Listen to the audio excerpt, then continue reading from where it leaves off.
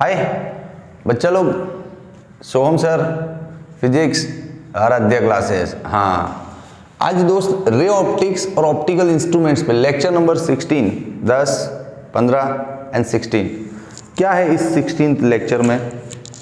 Lens का power है, छोटा सा टॉपिक है, इजी है, लेकिन इसको भी रट्टा नहीं मारना है अपने को, मुझे इसे सीखना है ना।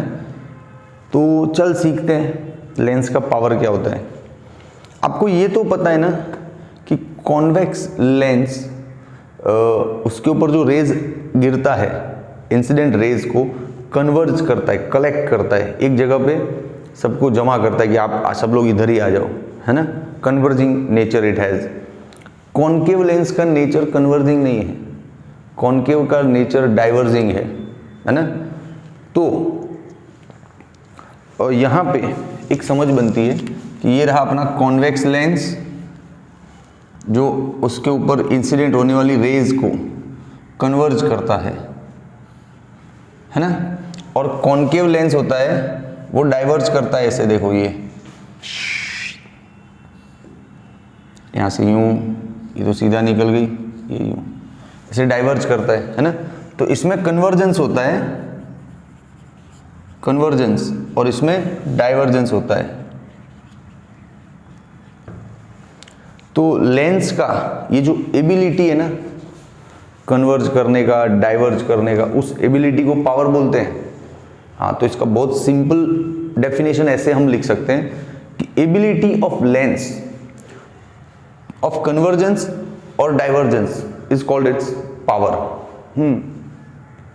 थोड़ा तुझे और भी बढ़िया तरीके से लिखना है तो और भी एक है तरीका, ऐसे लिख सकते हैं कि power of lens is actually magnitude of convergence and divergence by the lens for the rays incident on it। ऐसे भी लिख सकते हैं। यस, चलो आपको चाहिए हाईफाई वाला डेफिनेशन तो दे देता हूं। Power of lens is magnitude of convergence और डाइवर्जेंस, मैग्नीट्यूड ऑफ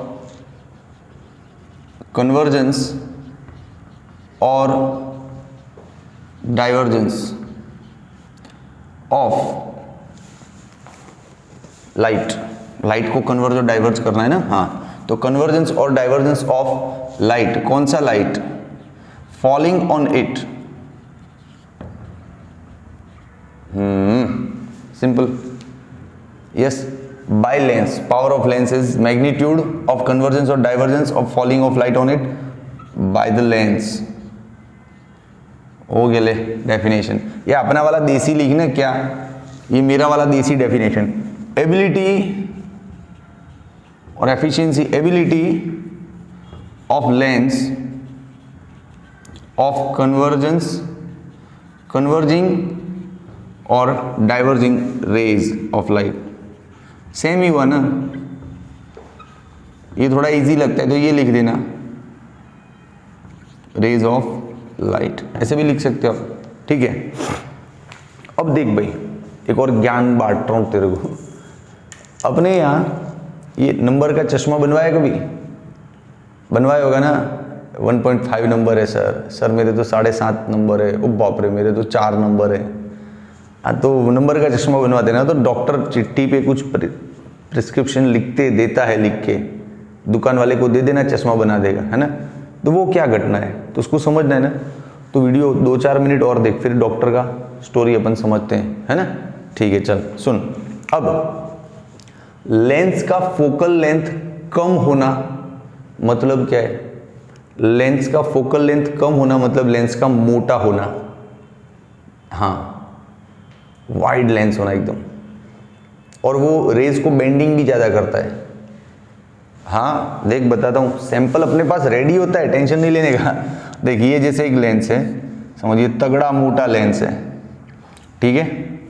ये दो रे आए, इस रेज को ये ज़्यादा जगह मिल रही है तो रिफ्रैक्शन ज़्यादा होगा यहाँ पे, और ये इधर ही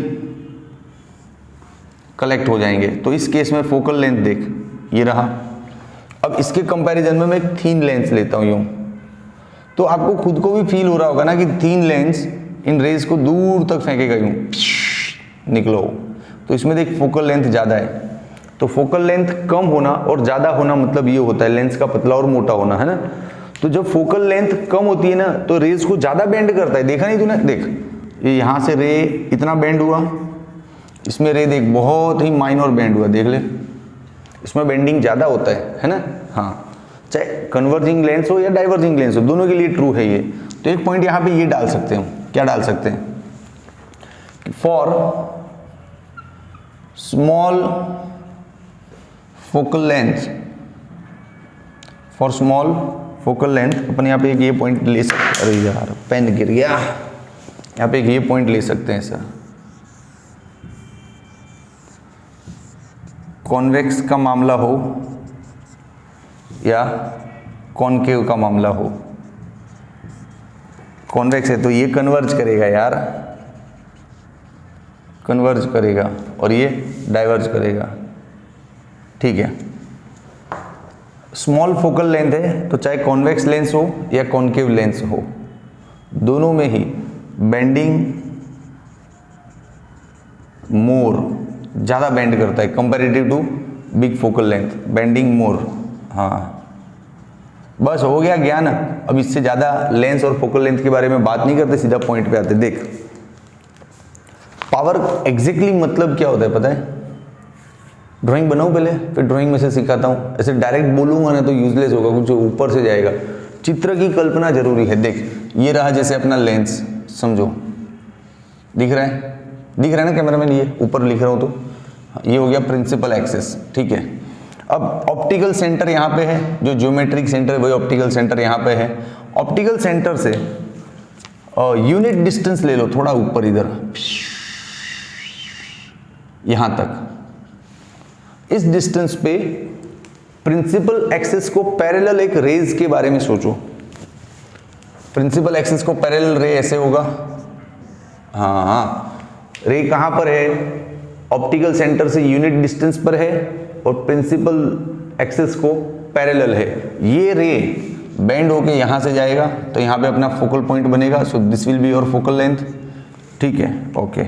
अब इसमें जो एंगल बनता है ना बेंडिंग एंगल, ये इसके tan को लेंस का पावर बोलते हैं भैया। हाँ पावर का एक और डेफिनेशन, ये दो तो दे दिए थे इधर, तो ये काहे दिए, अरे ये प्रोफेशनल डेफिनेशन है, यही तो चाहिए, इसी पर से तो फॉर्मूला आएगा अपना। हाँ चल अब इसको डिफाइन करो रे, वर्डिंग्स हार्ड पढ़ेंगे नहीं पढ़ेंगे, देखो tangent of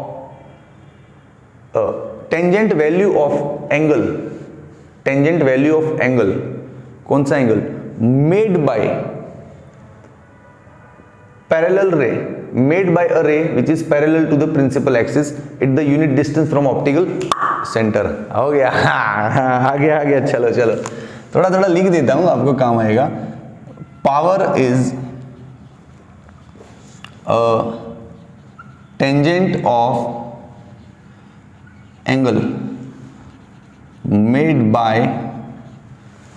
ray which is parallel to the principal axis, made by rays parallel to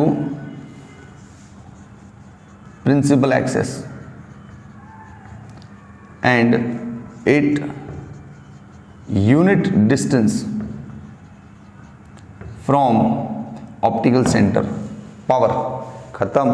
तो चल अब tan का फॉर्मूला लेते हैं, tan delta opposite upon adjacent, ये लेंथ क्या है f। अब h को हम यूनिट बोल रहे हैं तो टेकिंग h1, h को 1 ले लो तो यहाँ पे क्या हो जाएगा 1 अपॉन f, और ये 10 का मैग्नीट्यूड तो क्या देगा, पावर ही फार्मूला आ गया साहब जी पावर का, तो आएगा ही ना। हाँ चल ये हो गया पावर का फार्मूला, आया मजा। तो अब यहां से एक और डेफिनेशन बनता है, इस लेवल तक लिख सकता हूं ना अभी, यहां से एक और डेफिनेशन बन रहा है क्या, reciprocal of focal length is also power. लिख लेना चाहिए तो लिख लेना, मैं तो बोल दिया, आपको नहीं लिखना है तो आपकी मर्जी है। अब वो डॉक्टर साहब वाला स्टोरी निकालू थोड़ा, तो यहाँ पे मिटाना पड़ेगा, स्क्रीनशॉट तो हो चुका होगा आपका। चलो अब वो डॉक्टर अंकल वाला स्टोरी निकालते हैं, डॉक्टर साहब वाला। उससे पहले यूनिट समझ ले पावर का। पावर का यूनिट कौन सा वाला, एसआई यूनिट क्या है? पावर का एसआई यूनिट डायोप्टर है। डायोप्टर जिसका सिंबल है कैपिटल डी। अब देखने जाओ तो P is equal to 1/f। ये f क्या है? फोकल लेंथ, तो लेंथ तो मीटर होगा, तो मीटर इनवर्स भी बोल सकते हैं, dioptre is metre inverse also. Clear? हाँ, अब चलो डॉक्टर साहब वाला स्टोरी फाइनली लाते हैं। बहुत हो गया है ना सस्पेंस। डॉक्टर साहेब, डॉक्टर साहेब क्या स्टोरी है? देखो, डॉक्टर ने प्रिस्क्रिप्शन लिख के दिया चिट्ठी में, आपको ये वाला लिख के दिया ऐसे। आप गए, आपके आईज को उन्होंने टेस्ट किया और लिखा कि भाई +2.5D ऐसा लिख के दिया। अब वो दुकान वाले को आप दोगे, वो आपका चश्मा बनाएगा, तो उसको ये लैंग्वेज समझ में आएगा।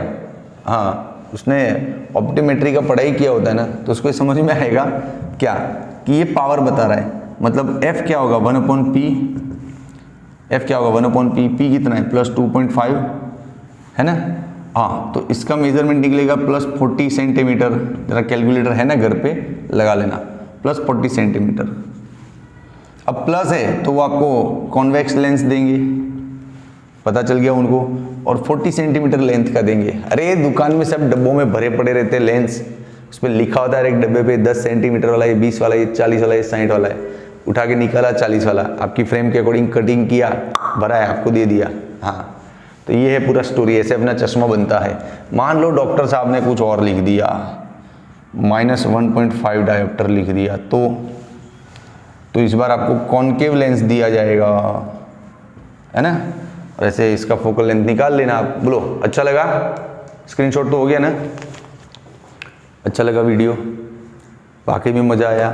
छोटा सा था, ठीक है। कमेंट वमेंट करते जाओ, और तो क्या बोलूँ, शेयर कर दो, सब्सक्राइब कर दो, लाइक कर दो, और वो बेल आइकन टिंग दबा देना, ठीक है। चलो बाय।